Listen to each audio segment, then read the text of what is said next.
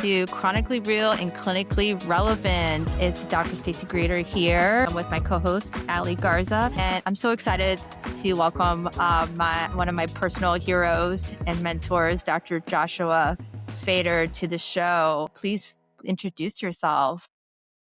Well, it's great to be here, Stacey. I really look forward to this and to being on your podcast. I just can't wait to see this blossom into something real big for you guys. Thanks. You're the future. But Okay. I'm Josh Fader. I'm the executive medical director at Positive Development, which is a national company that's putting out the positive development model, which is a form of developmental relationship-based intervention. I hate the word intervention, but let's call it care.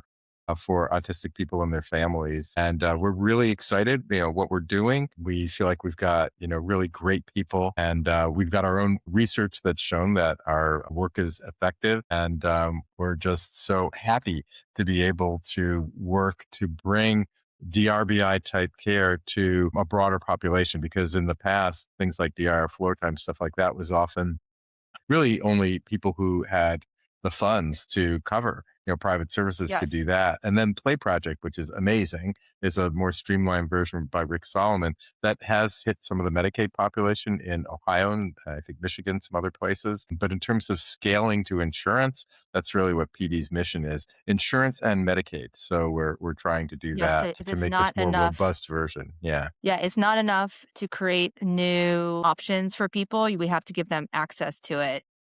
But before that, okay, tell us about how DRBI, developmental relationship-based interventions, differ from traditional ABA, applied behavior analysis interventions.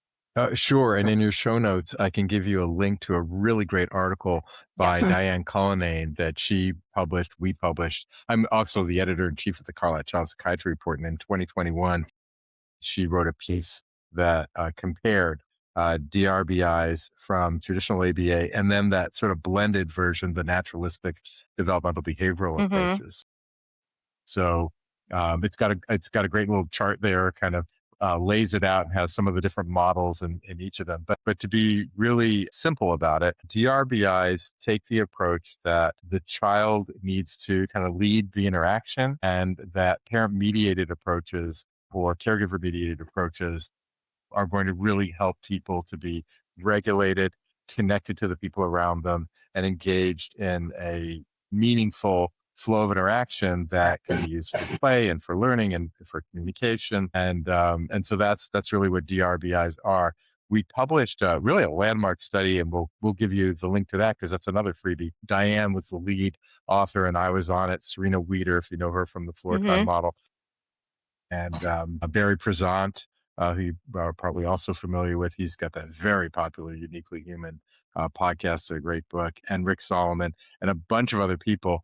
Jonathan Green endorsed it, but he wasn't actually on the paper. He's with the PACT model, so it's another DRBI. Anyway, so we published this at the end of 2024, a little over a year ago, and it's a simple paper. It just goes through these basic principles. But the bottom line from my standpoint, the way that I think about it is, if you want to understand what we do at Positive Development, which is a kind of a modified version of the DIR floor time model, we like to help people to be regulated and connected in a meaningful flow of interaction. And then wherever you go with that developmentally, in terms of more abstract thinking, is wherever you go, in terms of social problem solving and everything else. And to get to that regulation, you have to pay attention to people's individual diversity of sensory function and motor function and executive function and all those kinds of things, and figure out, what you can do to support them. But it's all really seated. Well, yes, it's attunement that you are supporting based on the diversity of the people involved, not just the kid, but parents or whoever else, teachers, grandparents. And it's all about using that connection and that relationship to drive it forward. So that's really what DRBIs are. And that's a great contrast to traditional applied behavioral analysis, which works, as you know, on learning principles. Yes. Such as reward and punishment, evaluating the function of a behavior. DRBI, I'm hearing, is more about an emotionally, meaningful, shared, responding to child-led cues for attunement and regulation, and enhancing relationship with parent, um, as opposed to being driven by someone coming into the home. Right. So Yeah. it's really you're working from where the child is. You're presuming competence in the child, and we're defining Hmm. this as taking the kid's strengths and working on those. It's not deficit based; it's strength Yes. based, right? Mhm. And it's not didactic in the sense that you're going to learn all kinds of things. Like in an ABA program, you might learn prepositions, put in, what's under, stuff like that. But instead of doing trials of that are driven by somebody outside or even having parents do it, or I had this time when there was a robot that was doing it and they wanted to demo that in my office. That was a whole other story. Ricky the robot. It's really kind of interesting. Okay, so Ricky was getting ABA or he was doing ABA? Ricky was the robot doing ABA, and the idea was Okay. that this big fluffy dog robot would do the ABA with the kids, and it would save on therapy. You wouldn't have to pay therapists.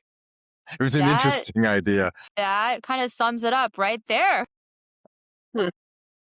Well, anyway, didn't work out. But and then I had Ricky sitting there in my office for months with a shattered eye, which was a camera, which was sort of creepy and paranoid. And people responded to Ricky, but not in the way intended, right? It was more like a way of talking about your feelings or what's going on in the world that had more to do with this big creepy robot there than it had to do with the intended use of the thing. So, But which like you're brings us saying, to Steve, let's switch gears if you could to what are the potential harms of ABA that we are hoping to prevent in giving people access to more relationship based child led models. so the It's a concerns that very have come leading up, question. you can go to the Autistic Self Advocacy Network to hear lots more about it. Are that people feel like they've been trained to look normal rather than Mhm. to Yes. just strengthen their own function. And there's a big difference. It Mhm. takes a lot of energy to look normal. I know. I've been trained to look normal for like my whole life. It's an ongoing process, and I look good on camera, but it's exhausting. And people burn out, and it doesn't generalize in the sense that you can learn about a certain situation, but it may be hard to apply the things that you might learn, the skills you might learn in an ABA environment in other Mhm. settings. So it's hard to anticipate. It's hard to, they're not training you to think on your own. They're training Right. you to think like they want you to think, which, Mhm. it's important. Like some rules are really important. Like, don't run into the street and don't stick your finger in a socket, stuff like that's like important.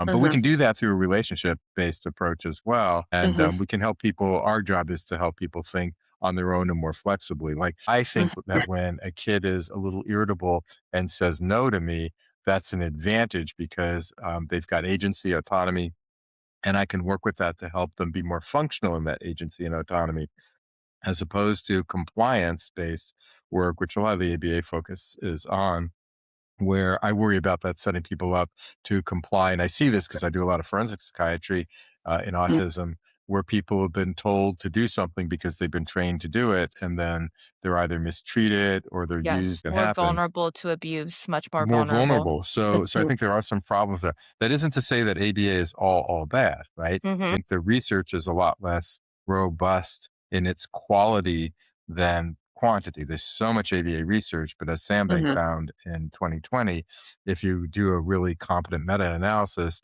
there isn't Mhm. enough data to get an effect size for ABA because Mhm. it's all what we call multiple baseline studies, which you can't really say how well something works. However, for DRBIs and also the blended NDBIs for social communication, there's a moderate effect size. And that's important because in medicine, so hypertension or cardiac care, whatever you're talking about, we don't get a lot of moderate effect sizes. We get a few strong ones, we get a few moderate ones, and most of it's weak effect sizes for medication or procedures or things. So that's pretty impressive that DRBIs and NDBIs can give you better social communication. Mhm. NDBIs also give you better compliance, but we're not about the compliance. Mhm. We're about, negotiating, teaching people to negotiate for themselves and advocate for themselves. So And Yeah. it's a little bit different there. disagree and Yeah. to learn that their different perspective what's different inside a neurodivergent body and mind isn't necessarily a bad way of being, and that they don't have to conform to a neurotypical way of being in order to be worthy of love and Right. relationship. Yeah. There's Yeah. something really interesting that like stood out to me that you said about also the piece of with ABA that's in a center or someone like that it's hard to translate those skills, and it kind of Mhm. reminds me in the OC field about how it's parallel to like the difference between habituation based learning in OCD versus Mhm. inhibitory learning, that people can do habituation based ERP where they just expose themselves to the triggers over and over again. And what I see with that approach when patients do that, especially on an intensive level, is sure, they get gains and significant gains as far as being able to tolerate the stimuli. But then the second their content shifts, they're back at square one because it hasn't it hasn't become a shift around how they manage situations, their relationship with anxiety. It's just that they've learned with a specific stimuli to like habituate Yeah. to it. And so what we see is that the gains of that don't translate and that people typically end up kind of back at square one. I'm curious as far as like the long-term gains from the DRBI modalities, what you see in the research too with Yeah. that. And also I want to just bring up something, sorry to interrupt again, but like when we talk about gains, what is a gain? What is a loss? How Mm-hmm. we define a successful outcome, Mm-hmm. right? Is a successful outcome defined by you can't you can hardly tell if this person is autistic, right? Mm, Or is a successful outcome defined by this person has a more fulfilling, meaningful life and a deeper relationship with their caregivers and mm-hmm. other loved ones, etc. Mm, Too, Okay, can I throwing that pick in there choice too. B? I'll pick choice B. So when we Sorry, define Allie. I think that's great. When we define our work at PD, we use two main measures because this is a scaled program, so we can't do like Hmm. a dozen measures on every kid every 6 months. It would be impossible, unworkable. But Right. and because we see more kids, like if we typically have fewer hours, right? So an ABA program is maybe somewhere between 15 to 30 hours a week or 40 hours a week. And for a DRBI program, it's usually maybe at the most 15, but more like 6 or 8, something like that hours. So it's not as many hours. So, which means with your same staff members, you see a lot more people, which means for the insurance companies, you have to reassess a lot more people more often. You don't get very good reimbursement or none for that. And so you can't be doing whole batteries every 6 months. So we picked two measures and Okay. how we What are do it those? scale. We use a CARS 2, CARS ST, CARS 2 ST. That's going to be a CARS 3 pretty soon, which is a blunt instrument for symptoms. The CARS 2 ST can be used at all kinds of function and for very specific and somewhat sad reasons. The CARS 2 ST is a symptom measure, and we don't really care about symptoms clinically that Yeah. much, mhm, but the insurance companies care about it and they want to see progress. But then we use a Vineland, right? A VABS, Vineland ABC to look at function. And the Vineland is a blunt instrument as well. So the CARS is something a clinician does, the Vineland is something a parent does. So we have a mix of mhm, parent and clinician. And then mhm, we have something that's symptoms. Insurance companies want to see that more than we do, and mhm, function. Actually, parents want to see symptoms go down too, but we work towards helping them to take a look from our point of view about function. When mhm, parents come, we just did a kind of a review of this, putting together a new set of problems, goals, interventions at PD. And I don't think I'm breaking too much company policy to talk a little bit about that. When people come to us, they come from a culture that has basically trained people to think about ABA as the gold standard. And so they're coming in with, my kid is broken and I want to fix these things. And we're saying, your kid has these strengths and we want to build on those things. And by the way, those problems that you're talking about are going to be kind of folded in a way that they'll have strengths as opposed to, mhm, the problem. So kid tantrums 5 times a day. Oh my goodness, that's terrible. And our goal isn't that the kid won't tantrum at all. It's like an ABA goal to do it that way. It's that the kid will be more regulated and connected. And by the way, guess what happens to the tantrums when they're more regulated and connected? The tantrums go away. mhm, So it's kind of like that. It's building on their strengths and using their agency to do that. So mhm, anyway, our measures. external measures, if you will, are the cars and the Vineland. There are problems with those. The Hmm. car is very diffuse and blunt in its own way. If you've got an IQ over, what is it, 70, you're supposed to use a CARS HF. Well, that's more complicated. If you use a CARS ST on somebody with a higher IQ, it's not going to be as sensitive to finding autism symptoms. So we're willing to sacrifice that and live with that because we can't scale both kinds because half our population is, more impacted in terms of intellectual disability, and the Hmm. other half isn't, and you just can't do both. You can't do both and have a big company. At least we Yeah. can't do it yet, and we're like all digitized and everything. And then the Vineland, because parents score it. Think about this: parents come and they score Vineland, they talk about their kid's function, and then 6 months later, they've learned so much more about their child. They understand more about their diverse abilities that they score them lower even though the kid is functioning better, they score them lower. So, There's a perspective shift on what functioning even means. right. And even if you're just taking the regular, scaled Vineland scores, if you have a kid who's, functioning better in all those different areas, communication, motor planning, all that kind of stuff, everyday, life skills, but the general population is going up like this. You have a kid who's improving, but the gap is nevertheless widening, and they're looking worse on the Vineland. So there's something called GSV scores, which are more just looking at the absolute improvement that we like to look at with Vinelands as well, because that way you can actually see it improving.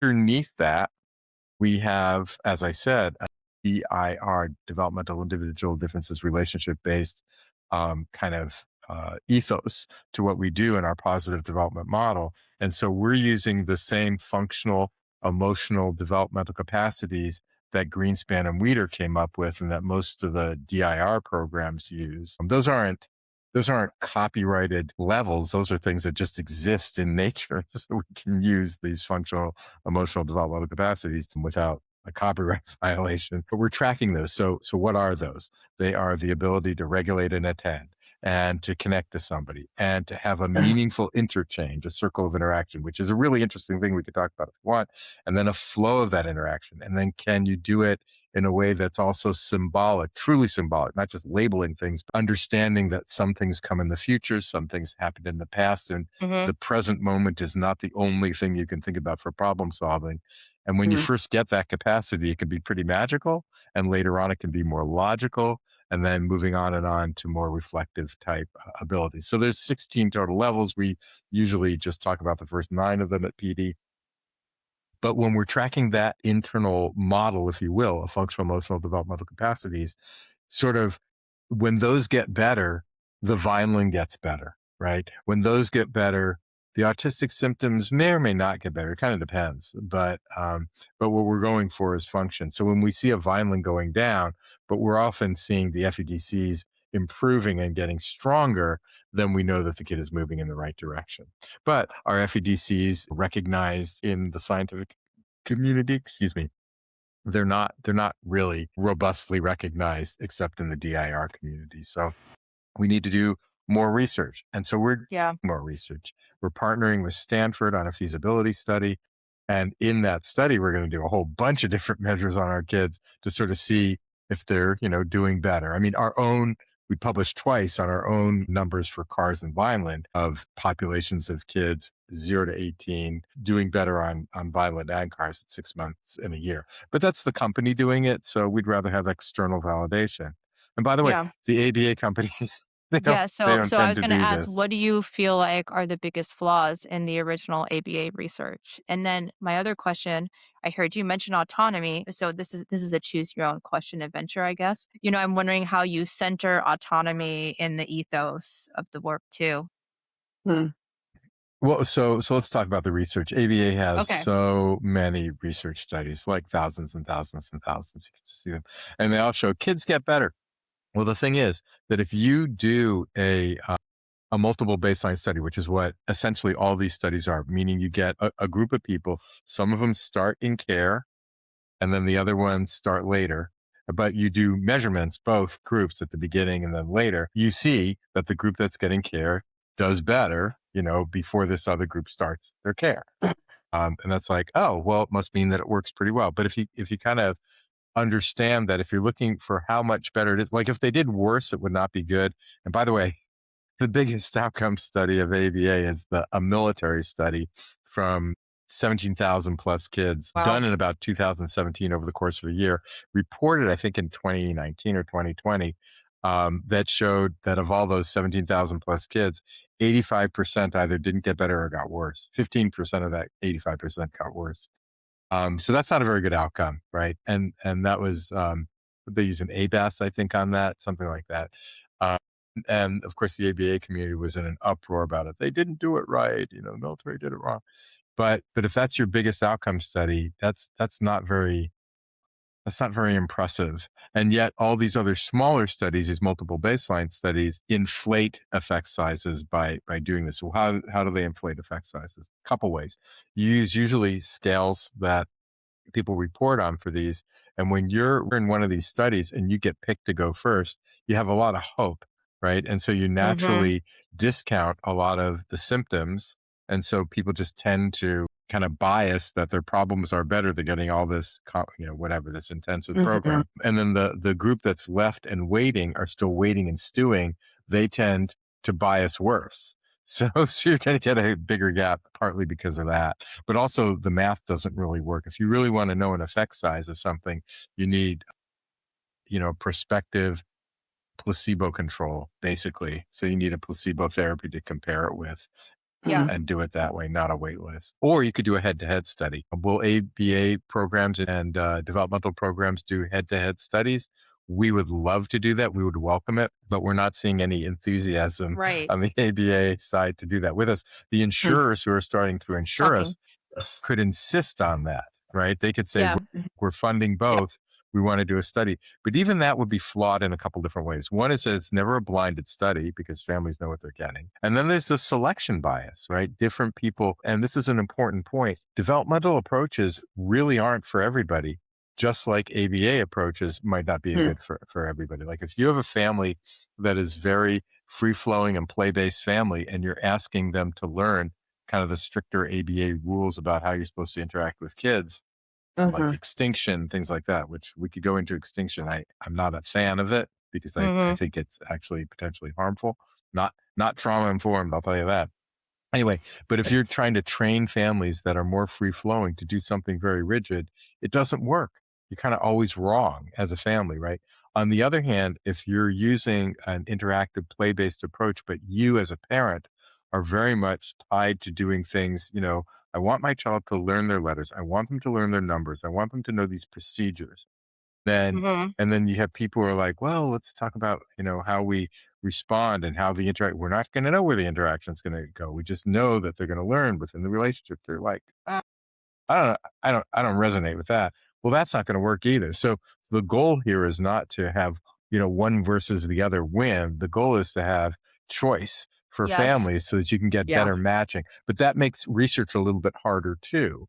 And so how do you know it works? And that's why traditional statistics is really hard to do. I would rather use Bayesian statistics, which is kind of looking at, well, if this family with these characteristics gets this kind of care, what's the likelihood that the kid is going to get better on the outcomes that are meaningful or matter to the kid, to the family, to them, right?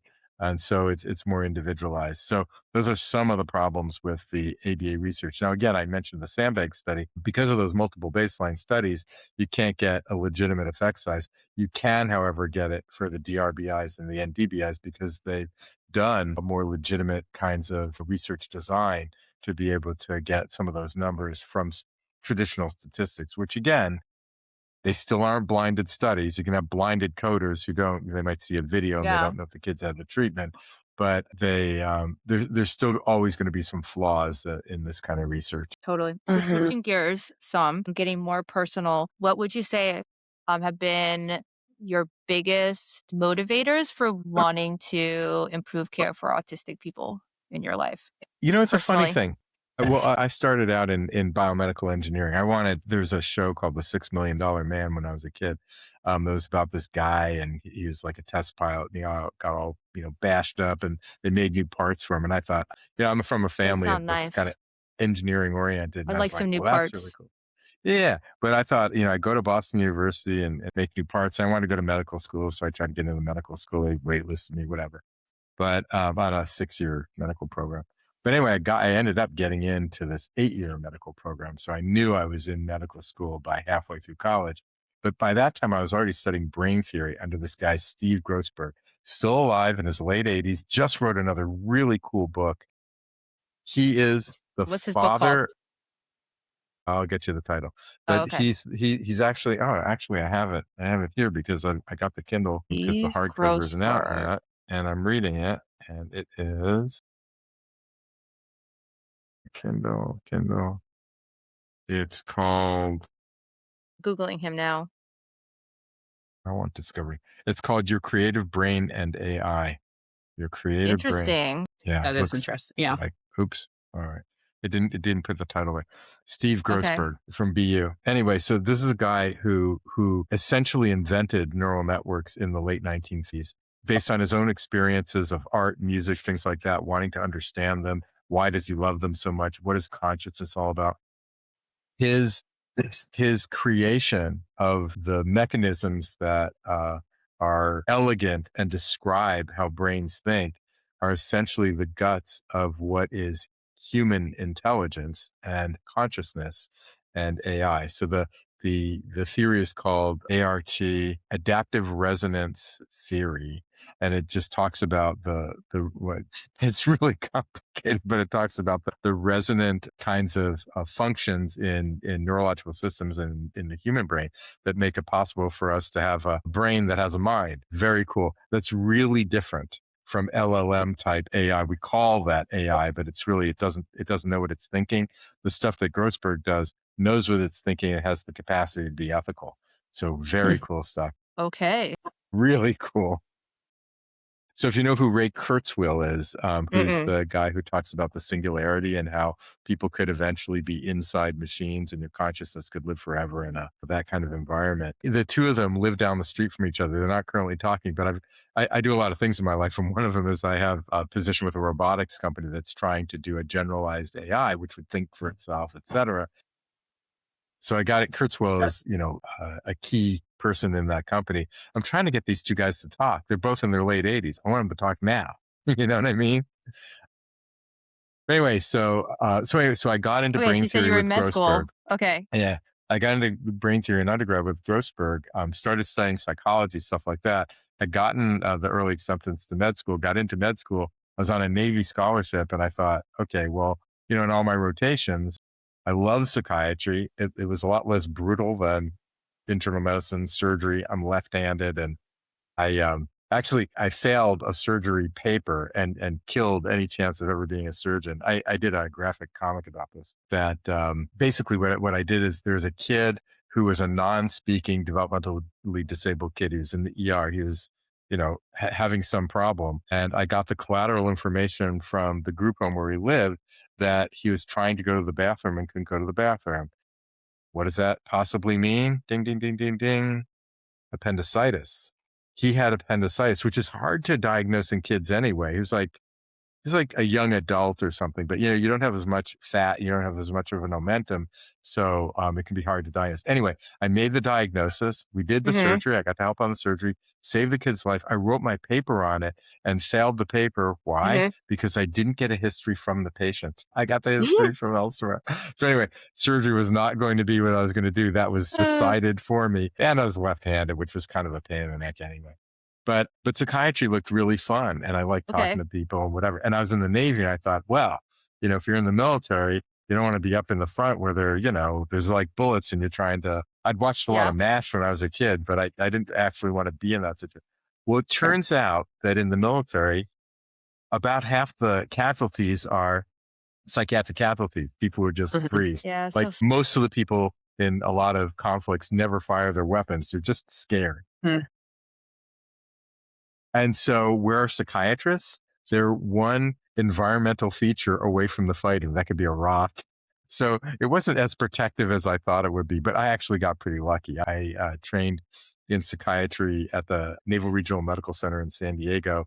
And then they needed child psychiatrists. So I went straight into fellowship at Tripler Army Medical Center in Hawaii. And so I was there for the first Gulf War. I always tell people I was in the first Gulf War. They're like, thank you for your service. I'm like, yeah, I fought the Battle of Honolulu. Did you ever hear about the Battle of Honolulu? Anybody here ever hear about the Battle of Honolulu? Either Okay. of you No, ever I hear of don't that? know these Yes. things. Most people say they have heard about it because they're thinking Pearl Harbor. All right. But this is the Battle of Honolulu, which was when the first Gulf War started. It was the first time that they sent mothers to war. And this is a big, Hawaii is a big military complex, Navy, Army, Marines, Air Force, and a bunch of moms went overseas. And what happened to the kids? It's one thing to have dads go away. That's bad enough when the moms go away. And not only that, the shelters couldn't hold everybody's dogs. So there were dogs all over the streets that had been Oh my released. gosh. You had no place to go. So we picked up one of these dogs. It had 11 puppies. It was quite a story. Anyway, during that same time, our son, who had been born about 9 months before, lost words, ended up diagnosed as a toddler, as a 2-year-old. So that I'd already been working with developmental challenges. I didn't really talk about this, but when I was doing the brain theory stuff in undergrad and had to study psychology, I volunteered at the Massachusetts Association for the Blind, which had a residential program for adolescents who were congenital rubella people. I used to call them victims. Now I call them people. But they were blind, deaf, and autistic. And I learned how to do ABA with them. That was like the ABA was already happening before Lovas. Like he just made it big. But so I learned how to, do some sign language with them and do really interesting activities where very loud bass music was really fun to dance to, stuff like that. And trials of getting things right and doing good work, stuff like that. And so I knew a little bit about ABA. Once I got into child fellowship, it was a program that was based on developmental challenges of little kids, of infants and toddlers. So as opposed to most child psychiatry programs, this program focused on early intervention, probably because there are so many babies being born in the military population. Marines tend to marry young and have babies. And they have, their issues. So, and there's clusters actually of autism around some military bases. What that has to do with is, all kinds of speculation. So anyway, so this program was based on that, but my own kid regressed and got diagnosed. Well, you know what happens when a diagnosis happens in the family? You realize that your father is, meaning my father, the kid's grandfather. I mean, it's more clear what was already there. Successful-ish engineer, propped up by my mom his whole life. Autistic guy. I'm not going to get way into that, but then, it didn't take too many decades longer before I was diagnosed too. So there's a lot of personal stuff in this as well. Yeah. But really it's our son who we got intervention for. And of course he had ABA early on because that's what I knew. That's what we knew. And he did pretty well with it. But then my supervisor turned me on to Greenspan. We got ourselves moved to DC, to National Naval Medical Center, where I ended up chief of child psychiatry. He got help from Greenspan and Weider. And whereas prior people said, should institutionalize them, yada, yada, yada, people have heard this story, maybe have heard me say it. The institution he went to was Cal Poly Pomona. He's now a very, successful engineer. Great. Yeah, I mean, he's just a really good guy. And, do I wish he would do some things different in his life? I'm a father. Yes, of course. Yes.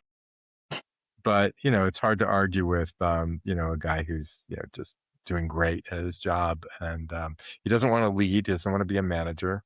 Fine. Okay. So anyway, so there's a very personal connection there too. But what we did for him, we did a DIR approach, under Weider and Greenspan, who were in DC. So we were we were moved to the DC area. We got to work with them. I got to become part of their, organization, their group, whatever you want to call it. And so I've been kind of devoted to that ever since because I could see how effective it was. The ABA kind of worked with him to learn some stuff, but the developmental stuff, it was like a rocket. In terms for our of listeners, DIR being a play-based, relationship-based therapy. Play-based. This is the fun part, but it's also like, every day, every activity has its challenges, whether it's eating or going to bed or getting off your devices or getting your homework done, all those things, you fold it into everything you do. It's all about being connected in a flow of meaningful interaction and problem solving. If the problem solving is play, it's a hoot and really great and Right. fun, but the problem solving happens all day. Problem solving happens all day. So our hope is that people are helping kids be regulated and connected in a flow of meaningful interaction all day. So that's kind of the personal thing. In terms of my own identifying or whatever, that's been more recent. I have a psychoanalyst who been What does your diagnosis mean to you well, that's what as I an was going to tell you. adult? Oh, okay. I interrupted. So yeah, yes, you know the joke, right? What? Knock knock, Okay, who's there? erupting cow. Goes moo. Moo, yeah. You start saying interrupt, and I move, yeah, I interrupt. Anyway, so when my son was done with college, he'd done well, Yeah. he honors, and the actually one of the most wonderful things was he, they said he'd be institutionalized, but he learned to drive, and he went to college, and we were there with Fear, that him, fear a lot of stuff. mongering. Yeah, yeah, yeah. Mhm. And when he got into Tau Beta Pi, which is the Engineering Honor Society, I'm practically crying just thinking about it right now. Oh, Because I had gotten into that engineering society as an undergrad engineering student, and then he got into it. I was like, oh, we kind of shared that. Not that we ever did anything with that, but it's just like a thing, his high school graduation, another thing. Would it have even happened without all the help that we had from people? I wrote a piece on it back then. I mean, there've been some really just lovely things. But when he got out into the working world, even though we had, friends he had interned with and stuff as an engineer, he couldn't keep up in the startups very well, right? Because his process isn't the same. He asked a lot of questions. He's really brilliant. He could do things other people couldn't do. But at the same time, in this move fast and break things startup culture, it wasn't a Yeah. very good fit. And then he found some really cool jobs actually, but then they get downsized. Like the whole company would get downsized, and he was like last in, first gone, whatever kind of thing. And then the pandemic and everything else. Well, he finally ended up, Karen, my wife was always saying he should have a government job because those are stable. And that's what he has now. He's got a union based job with Caltrans, which is amazing. And Mhm. it's not, the most, inventing things kind of job. It's more like making sure our roads have the sensors and the infrastructure, the electrical infrastructure, and kind of making sure it's all okay, which is good work. And Mhm. he's not building bombs, which he never wanted to do. Mhm. So in a lot of ways, it's a really good job for him. But when he was struggling doing interviews and things like that, and I was working on some adult programs for, helping people to be more conversant, stuff like that, which he did some of those in the research. Actually, they were sort of helpful, but it kind of wasn't until he was willing to self-identify. So that's why it comes back to me, because I enrolled in a research study at 19 because it was going to do formal testing for me. And if I qualified as an adult ADOS and some other testing, that I'd say, okay, well then, Mike, I'm gonna, to my son, I'm willing to sort of move forward and identify, maybe you feel more Mm. comfortable doing it too, because he was having trouble with job interviews. So he'd go into an interview and he wouldn't pass the beer test. You know the beer test? Would, No. okay, would, tell would us I the have a beer beer? test. He doesn't pass it. He doesn't pass that test. Not only does he not drink, but he's not a guy who, when you meet him, you would have a beer with him. If you walked in and said, look, I'm not a guy you're going to have a beer with, but I'm kind of neurodiverse, or I'm autistic or whatever, and I know my stuff, then people would know what to expect and he'd get the job. But he wasn't willing to do that. He was worried about discrimination based on autism. And so he Yeah. didn't want to say it. So he would be awkward and then he wouldn't get through interviews. So I thought, okay, well, look, I'll do the testing. If I pass the test, Okay. I can then identify. I can say, look, Mike, I did this, and All maybe he'd right. be more willing to identify Got and give it a it. try. And Interesting. that is what happened. And then I don't know if that's the only reason he got the Caltrans good job, but he got the Caltrans job, and he's been in a stable job ever since, one that he can take right to retirement if he so chooses. He might Okay. not, but he can, and he's got a lot more job security now, and they're supportive, and he likes them, and yeah, it's good. Disclose your diagnosis. So first of all, you got a diagnosis, so you could disclose the autism diagnosis, so you could encourage him to disclose his autism diagnosis. That's exactly right. And I Yes. was in, look, I didn't think it would hurt me at all, but my psychoanalyst, who I still see Yeah. every 6 weeks or so, said, don't do that. It's going to wreck your career, Yeah. just because of all the Fascinating. bias. But I've sort of done it anyway, and I'm kind of too big to fail at this point. So, because I'm like an editor in chief, and now that I'm sunsetting my clinical practice because I'm not in San Diego enough to really justify being there for patient care and on call. I'm an old guy, been on call for decades now. I've had enough of that. But I'm doing Yeah. consults and I'm doing forensics, autism forensics. This is Hmm. really interesting, Hmm. really gratifying. And the fact that I identify, I mean, Stacy knows this, I have a service animal, blah, blah, blah. Who's really helpful, by the way. Um, it hasn't hurt me at all. And it's probably helped. When Charlie shows up with me in court, he's just so cute that whatever I say, people will listen to. I was pretty shocked about how, oh, I mean, not only in terms of autistic patients seeking me out because I'm an autistic psychiatrist, but I mean, let's think if I wasn't autistic, could I be friends with you, Josh? Maybe not, right? Like, and so in some ways, and I mean, not that stigma is not there and has not impacted me, of course. Hmm. I get some very interesting responses from some colleagues when I tell them I'm autistic, but that I think it's maybe even given me some opportunities I wouldn't have had otherwise, and certainly a voice in some communities. Though it also brings up the point where when the autism community says nothing about us without us, yes, lived experience is vitally important, but let's not, as an autistic community, shut out holistic that is not autistic voices or Hmm. devalue them. Yeah, I have a lot of thoughts Hmm. about it though. Yeah. Hmm. Sometimes I'm like, did I get an unfair advantage being able to do this stuff with cool people because I'm autistic? I Right. feel that way knowing you, actually. So you really are the Okay. person who helped me. What's the word? Liberate is not quite the word, but be much more able, I guess, ableist language, much more. Willing? Empowered? Empowered? Is empower That's a a good good word. word? Okay. All right. I'd say Okay. I'd say empowered. I mean, All you got right. me connected with Dr. Fung Dr. at Fung. Stanford, right? And the Stanford Neurodiversity Project has been amazing. And so I found you, I found Lawrence. I feel like I'm meeting a whole community of, kind of like-minded friends. But you're right. You're in the club, The Josh. is a bit of a club when people, sometimes people know me for decades or whatever, start thinking about it. Oh, well, their first reaction is, what the hell are you talking about, Josh? You're this charismatic, blah, blah, blah, successful person. But what I tell them is you don't have to live with me. And so one of the most happy things is, it might sound ironic, but when my wife Yeah. sort of says, yeah, that's the autism speaking. I I'm wonder like, oh yeah, thank How you. Karen Yeah. responded Yeah. to the diagnosis too, Josh's Well, wife. That's she interesting. she didn't have to respond to it. She knew it, you Yeah. know, She's like, for "Oh, what a else is very new?" long time. Yeah. Well, she helped explain to the people doing the assessment because they did collateral, whatever. And she's Right. like, yeah, well, blah, blah, blah, blah, blah, blah, blah, blah, blah. So she underlines the importance of us always getting collateral information, right? I joke with Allie, we need to do a the spouses/partners episode.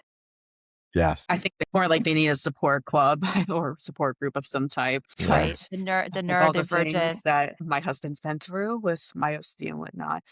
Yeah, I was thinking just also about with what would be considered like coercive ABA, and one of the greatest pieces that probably fuels that is like the very stark power differentials, right? Of like, I'm in charge and you're this, and how the relational aspect of like meeting someone where they're at. But I think also like how meaningful that is when people who are farther along in their career that, like you said, I'm too big, like I've done all these Exactly. things and that it feels less risky, how meaningful that is for people It of, empowers other people lower down on the food chain, makes it yeah, safer. or maybe people who feel like they have so much to lose, which is Yes. why I'm so forthcoming about disclosing with like my taboo OC content, because I've also lived through disclosing having OC and having taboo content and losing everything, my job, my community. And so I think why when we have the ability as clinicians, as, to do that and take that risk ourselves, just like it did for your son, where it will open up willingness for other people to Mm-hmm. feel that they don't need to hide, right? That actually maybe putting themselves out there fully is an asset, but it makes sense that it's terrifying for anyone. And it's even more terrifying now because people are worried Yeah. about being put on lists, right? Yeah. Because when you've got, some people saying that autism is wrong and you know, we're going to prevent autism or you're Right. going to prevent Cure. me. Yeah. Going to cure it. So that's scary. And yeah, Mm-hmm. there's just a lot of craziness out there that can be really Mm. disruptive. And the craziest part about that craziness for me right now is that you're probably aware that there's a lot of fraud in the ABA community, especially in Minnesota among the Somali community, which is Mm. part of the excuse for sending ICE in and all that disaster. But there's a lot of fraud there. I mean, we're talking about people billing 24 hours of care, more than 24 hours of care for a child who doesn't even have a diagnosis in one day, stuff like that. And Florida has that as well. I mean, lots of places have it. Yeah. Mhm. It turns out it's easy to be fraudulent and Speaking of which, how do we, switching gears again, how do we um, become effective advocates? If you can tell us a little bit about, Mm. you know, Josh has been, heroic in getting the ACAP policy statement that insurance companies should pay for more than just ABA for autistic Mhm. people through. Mhm. If you can help us understand, like, how do we change the culture of medicine? How do we Mhm. actually change policy? yeah, Mhm. so that's where I was going with this. And it's probably putting the punchline before the story. But the punchline, Okay. and that'll get to is that the current administration is likely, I think, to supercharge developmental approaches. Okay. I'm I'm waiting. gonna back up a little bit. So backing up, we recognized 20 years ago or so that we needed better advocacy. It wasn't me exactly. I wasn't doing policy work, but more having to do with trauma because a lot of my work, I was in the Navy and blah, blah, blah. A lot of my work is in trauma and war. And that is a lot of what I do. I kind of as a whole separate topic. But so I was accustomed to talking with politicians and things like that about wars and defense and things like that. But there were people in the developmental community who recognized that we needed to be advocating for more choice for Mhm. families than ABA, which was coming up, and they were going state to state and trying to get laws passed to cover autism care. This is before Obamacare made it actually national. And so in about 2009 or so, we developed in California the DIR Floor Time Coalition of California.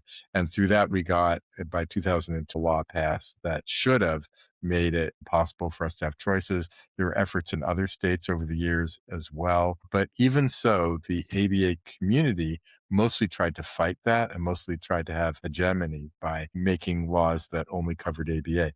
The Affordable Care Act, the Obamacare, actually had a provision for all evidence-based approaches. And so the ABA people would say, well, nothing's evidence-based except what we do, and it's unethical to do anything else. But that isn't really true. And we actually won in California a class action suit in 2010 Mm. demonstrating that floor time in particular was evidence-based. We won it in court. And it's because a lot of kids had that taken away and it had endangered them. They were like people who were very often at risk, running out into parking lots, stuff like that, who hadn't responded to ABA but did respond to relationship building so that they stuck with their parents, et cetera, and weren't getting into as much danger. Yada, yada, yada. The regional center for some of these kids said, we're not going to do that anymore. It's not evidence based. We went to court on a class action suit and won. But I think what we Hmm. really did is we protected patients who were benefiting and in a very important, like Yeah. safety minded way. Mhm. So anyway, so this is back, in the 2009, 2010, 2012, we get a law passed. And people are going state by state to try to get some recognition of developmental approaches, but it's been very challenging. One of the battles there is to have better recognition that these are in fact evidence-based approaches. And one of the main people who tracks evidence-based practice in autism is a guy named Sam Odom out of North Carolina, South Carolina. I forget which Carolina. He would do these really comprehensive review papers every 5 years or so, and he would call developmental approaches like emerging. And more recently, he would call them evidence-based. So we were kind of tracking along to see what Odom was saying about the research as it stood. Well, in 2014, that's when Solomon comes out with his. Well, first of all, Pajareya came out with a randomized controlled trial of DIR in Thailand, and then right after that, Solomon comes out with his randomized controlled trial of Play Project, which is a DRBI. Um, Really well-powered study showing ADOS, so it's symptom scores, going down by 1 to 2 levels, like severe to moderate or severe to mild, moderate to mild or moderate to it's not there anymore kind of stuff on an ADOS for a lot of the kids. And it was a very impressive study. And there was just more other kinds of things coming up around the same time. Barry Prezant doing CERTS research, Jonathan Green doing PACT research over the years. So there's more and more really well done, legitimate studies on DRBIs coming out over the years. Sandbag finally does their thing in 2020. But alongside of this, still you have a culture that was all about ABA. There's a lot of money in ABA. They have their own board. The developmental people were developing a board, but it's not there yet. And you need that kind of thing for insurance companies to feel more comfortable about quality insurance assurance. So all this is kind of happening over years and years, and we're just putting together our pennies compared to big money from the ABA community to fight us at the legislative level. And so I could do a whole talk on how hard it is to get a bill passed and all the challenges you run into, especially when you've got a lobbying group with a lot of money going up against you saying that what you do is not legitimate. Very challenging, but the science has been winning over time. I started about 26 years ago talking with Fred Volkmar, who's like the dean of psychiatry and autism from Yale. He's now a professor emeritus about this stuff. I helped co-write the American Academy of Child and Adolescent Psychiatry practice parameter on autism that came out in 1999, so a long time ago. I was already a devotee of developmental approaches, but there is no way that Volkmar is going to include that in that process. But at least since 99, I was talking with Volkmar about these things. It was 2017 where he was the chair of the ACAP Autism Committee at that point in 99 and forward from there a little bit. It was 2017 when I was finally able to ask the policy division of the ACAP Autism and Intellectual Developmental Disorders Committee to start the process for a new policy from ACAP to include something other than ABA in recommended options for care for autistic people.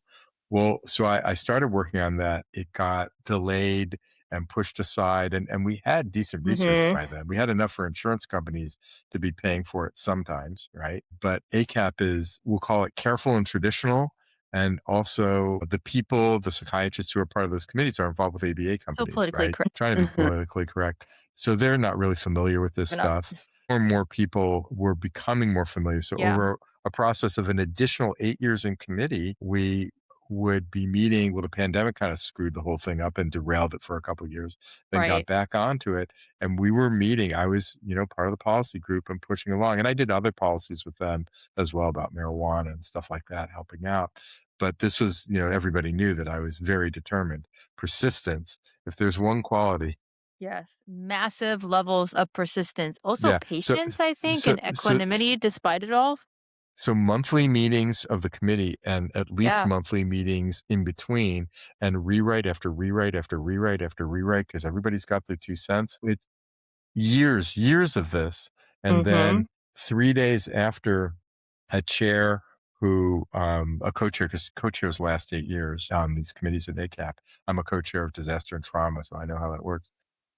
3 days after one of the co-chairs left her 8-year position, and this was somebody who was at an institution that's known for its very devotion to ABA, then ACAP approved the policy. And I can't help thinking that that person just really couldn't have it happen under their watch. That's my thinking. I could be wrong. They could say, no, no, that's not the case. But even if it's implicit bias, I wonder about that because, if your bread and butter is from the behaviorists and the behaviorists say there's nothing else legit and everybody believes that, which brings us back to culture change. So culture change comes partly Yes. from changing policy. And by Yes. the way, in the meantime, the AAP had a policy change in 2020 that was accepting of developmental approaches.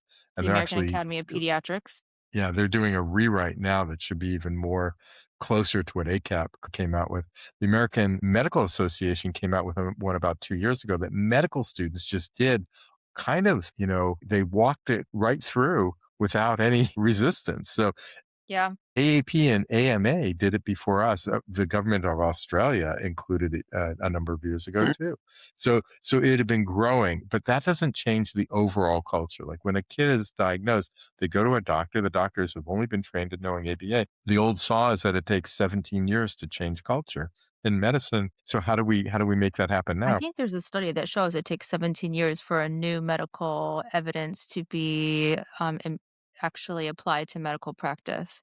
And by those 17 years, whatever you were doing might be Yeah. outmoded by then, or Yeah. might even be proved wrong again. So it, Yeah. it just takes a long time. So what we're trying to do is we're trying to educate people more efficiently. Mm-hmm. And the way that I see this, some people will say, Fader, you're being too bold, but I don't think it's too bold to say that the standard of care has changed. The standard of care is now that if you're giving informed consent, this goes back to the definition of evidence-based care, which I'm going to talk about in a second. Okay. If you're giving informed consent, you have to give choices. If you're going to, I don't know, let's say you've got a kid with a bunch of ear infections, you get choices. You can get ear tubes or you can get more courses of antibiotics, but they're giving you choices. And as a family, you think about what you think is best for your kid and you make that choice. That has not been the case in autism. People have only gotten one choice. And then there's all the issues about quality assurance within that field of fraud and everything else. But that's a problem. It's a problem in life among human beings. And it's a big problem apparently in the ABA community. Well, I was just going to say, and like with choice, and we see this is the same, it's parallel in the OCD world that yes, there's choice as far as options, and it's backwards in the OCD world that we've got this evidence based treatment that's incredibly effective. And that's the one that is completely inaccessible because while there's choices, what is covered by insurance is typically for our population is not evidence-based care and is modalities that are not designed for our that are kind of a one size fits all. And it sounds like similarly, there might be options, but you have to go out of pocket only, right? And so the option that you're being presented by the hospital system or whatever it is like, this is it, right? Unless you have the resources to go around. And I feel your pain. And so I do, books about care and treatment and stuff for child and adolescent psychiatry. And our algorithm for OCD is, give people choices, but a lot of times combinations of medicine and good cognitive behavioral therapy are what is going to work, but make sure that they can get CBT.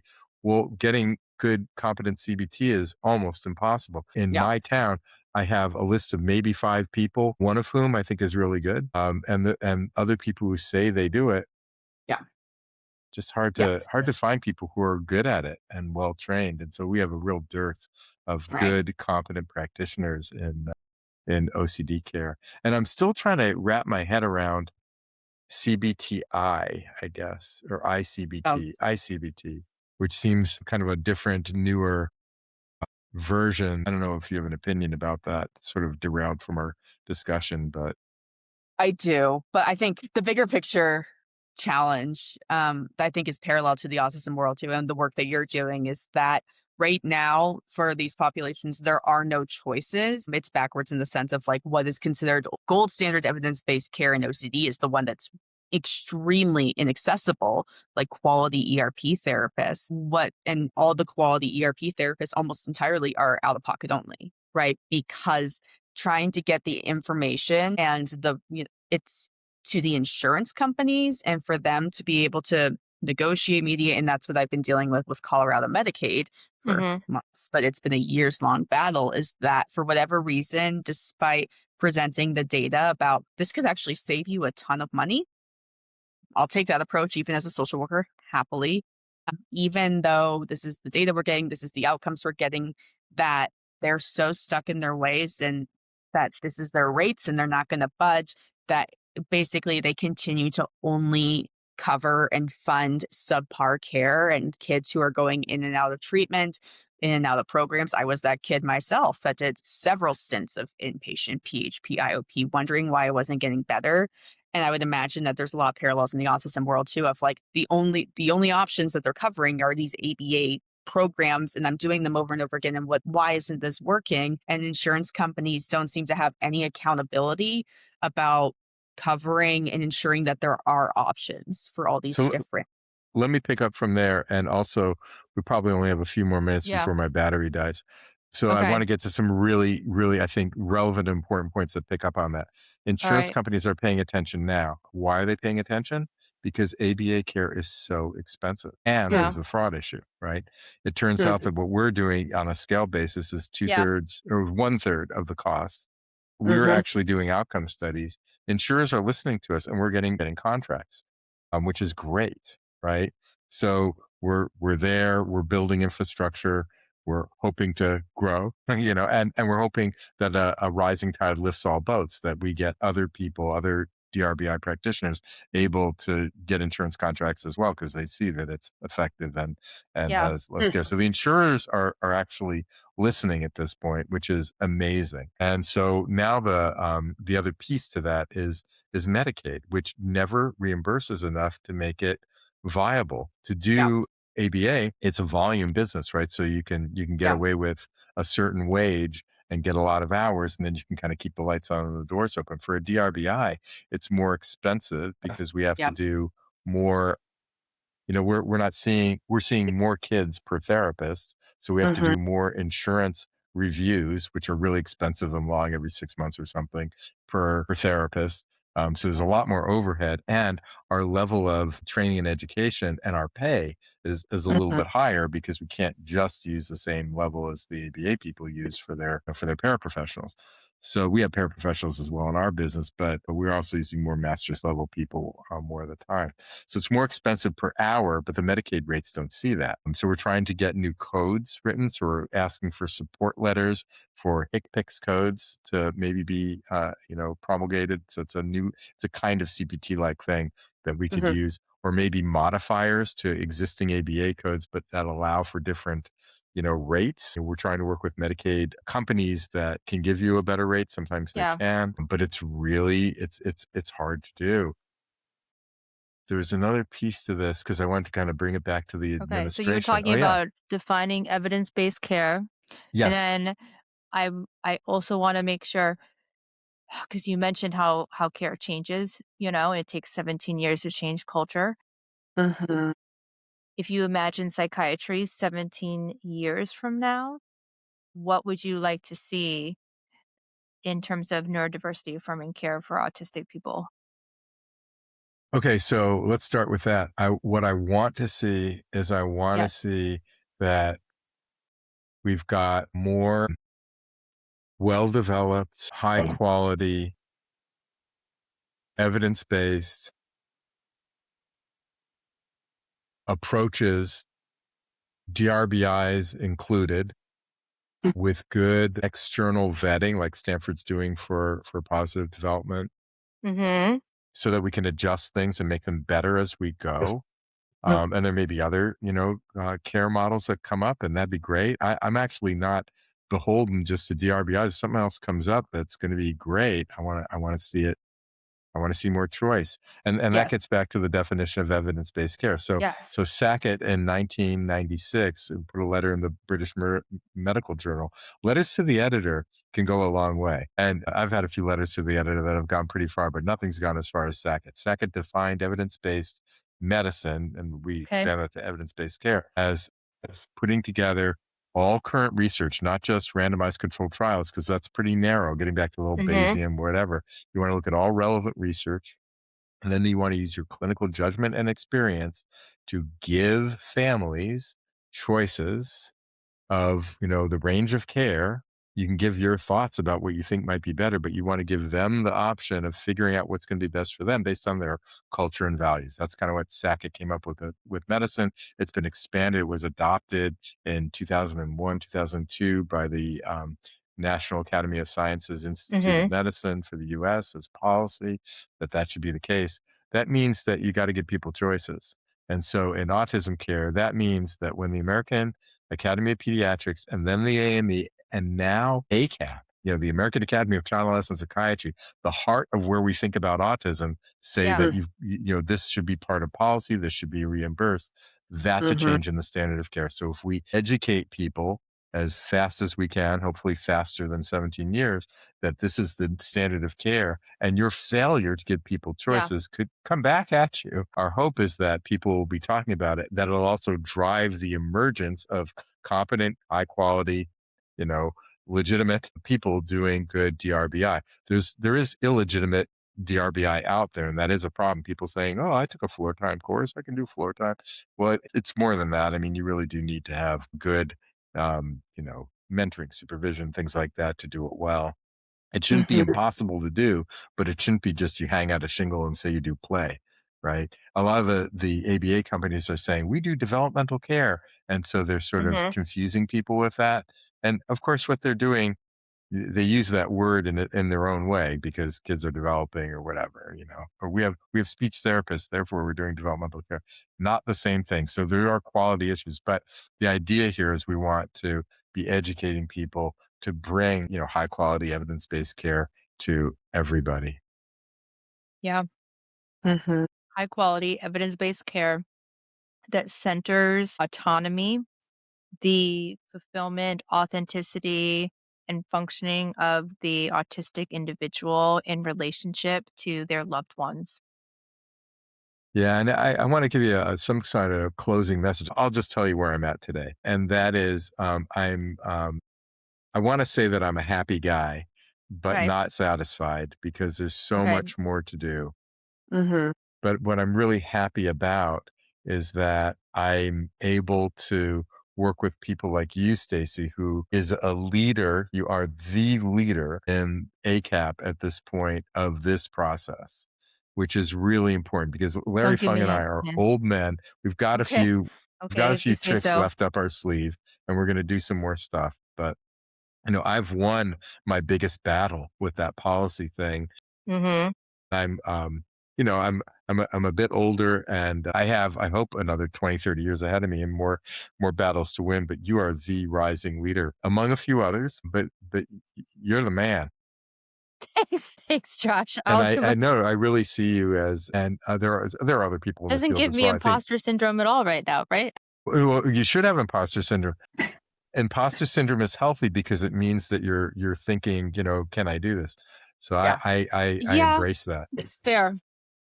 as opposed to the people who say, "Oh, I'm the most important. I can do this. I know better than everybody." You don't want those people being your leaders. You want people who are a little bit It's reluctant and hard. And I uncertain. and I think about it. I think about the responsibility of if I'm kind of leading the whole coming out as an autistic psychiatrist process of creating a more accepting and neurodiversity affirming psychiatry. Like how like that's a how do you n- not misrepresent, avoid causing harm,